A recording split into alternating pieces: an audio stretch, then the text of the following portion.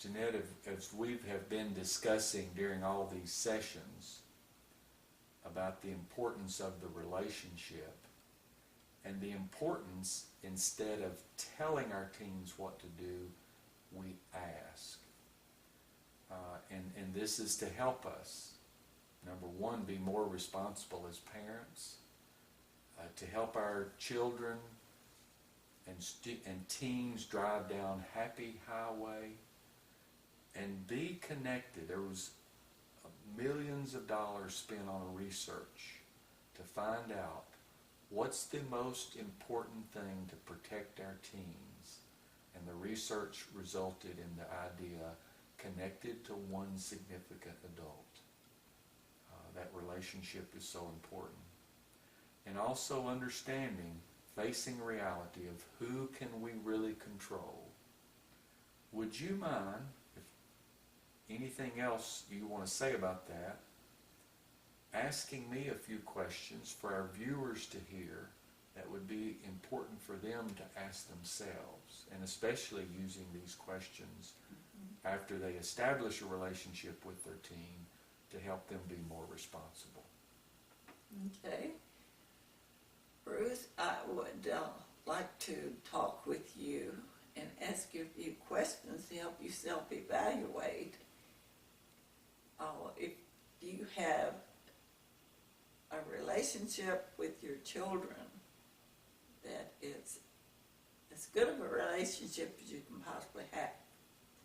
And I'm going to ask you some questions and you don't have to answer. Okay, so thinking about in the past and bringing it into the present and the future, can you remember a time that your relationship was at its peak with your children? And I don't expect you to answer these questions, but just think about them and know what you can ask yourself. So what was going on when you had this relationship that was really that ultimate in what you wanted with your children? What changed?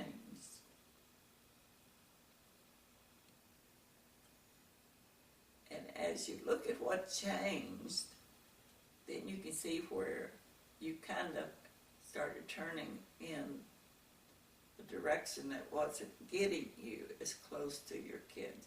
You were moving apart. And I'd ask you, what did you choose to do at that time?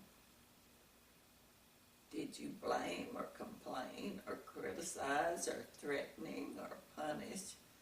Or were you rewarding to control? What were you doing that that child was pulling away from you? And that peak experience was getting less and less with your child. As you think about what changed, what did you really want from the child? And did the child want the same thing? Did the child feel good when they were around you? Or was there a lot of negativity and things you were saying with them? Was it a deposit in the relationship or withdrawal? And if you looked at a bank account the same way that you look at your relationship account with this child, what did you deposit in the relationship on a daily basis?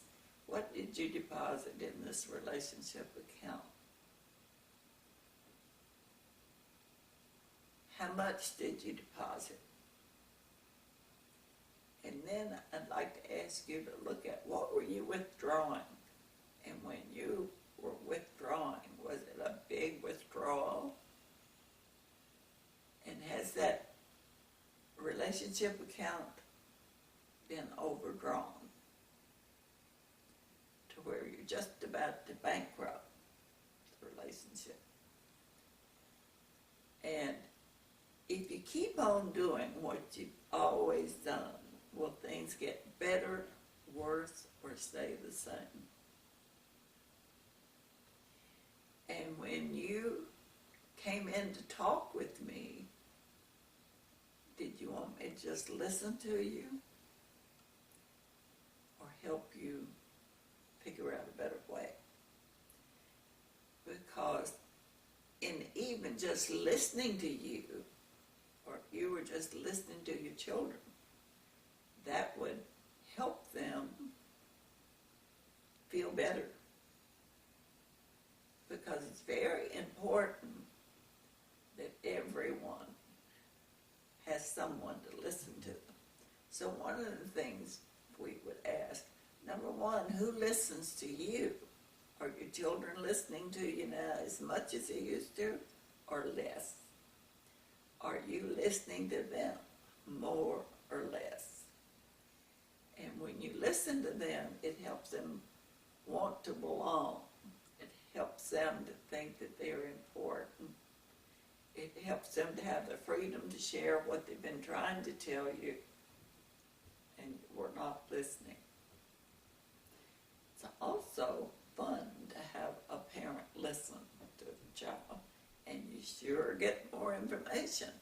And that's all you can ever get or give is information. How you choose to use it is your choice. But then there's the survival need. The more you listen to your children, the more likely they will stay healthy, and you will too.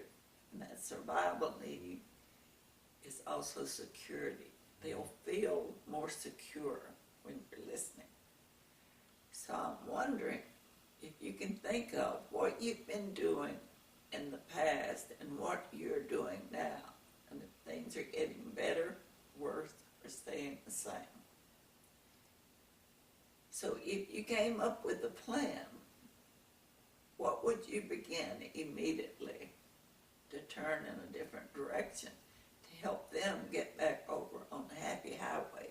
You're either on the happy highway by choosing responsible behaviors, or you're on pleasure highway, and you can be on pleasure highway without doing too much through drinking, drugging, through violence, unloving sex. But we want to get them over on the highway of being responsible and facing the reality and good relationships that we're working together and having them self-evaluate. Am I going towards pleasure highway or happy highway? And when they're on pleasure highway, are you happy or unhappy? So I'm just planting some seeds today for you to take a look at what are you doing,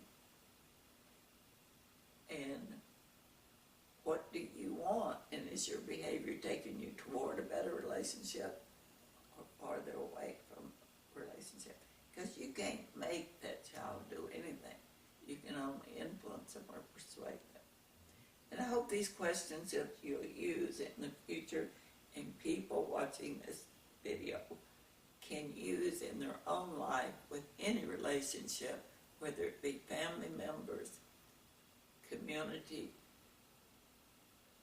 friends, because research does show that 97% of all jobs lost is because people does not know how to get along and build good relationships on the job.